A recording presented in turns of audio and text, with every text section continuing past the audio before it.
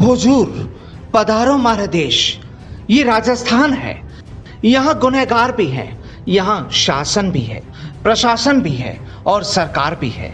और कुछ ऐसी तस्वीरें भी हैं जो किसी का भी दिल तोड़ सकती है।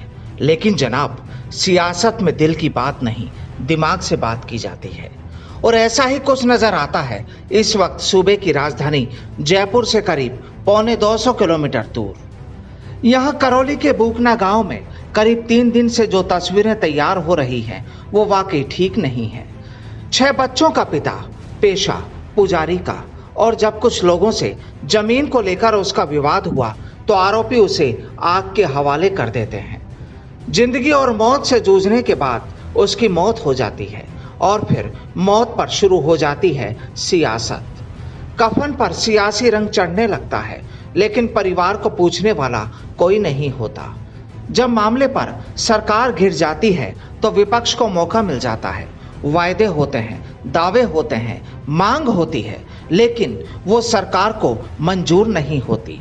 जनाब, मांग पर भी सियासत होती है, लेकिन ये कोई नहीं समझ पाता कि जिस महिला की मांग उजड़ गई हो, जिसके बच्चों के सिर से पिता का साया उठ गया हो, अगर वो किसी को अपना दर्द बांटने को कहे तो फिर सियासत कैसी। लेकिन परिवार बस यही कहता है कि उन्हें सियासत नहीं, इंसाफ चाहिए। अब साहब, करौली का ये कांड वाकई सरकार के लिए भी सिरदर्द बन गया।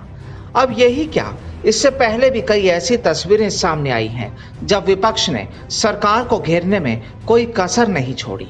और एक बार फिर मौका मिला तो चूकने वाला भी कौन था। सूबे के आला पुलिस अधिकारियों को कह दिया गया कि मामले का तुरंत हल निकाला जाए, तो फिर कोशिश भी की गई। लेकिन शनिवार को पूरे दिन जो मंजर तैयार हुआ उसे पूरे देश ने भी देखा। यूं तो सरकार के बारे में कहा जाता है कि वो हर परेशान का दर्द समझती है, लेकिन इस बार देरी क्यों हुई, इसका जवाब फिलहाल किसी के पास नहीं।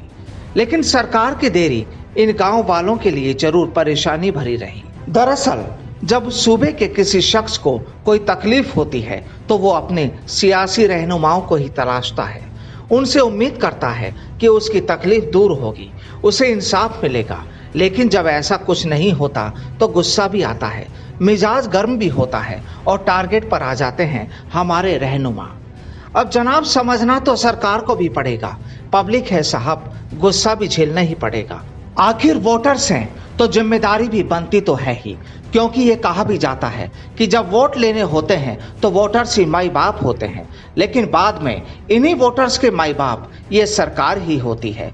तो सुन लीजिए दर्द, लगाइए मरहम। अब जाने वाला तो वापस नहीं आ सकता, लेकिन जो पीछे बचे हैं कम से कम उनकी तो सुध ली जाए।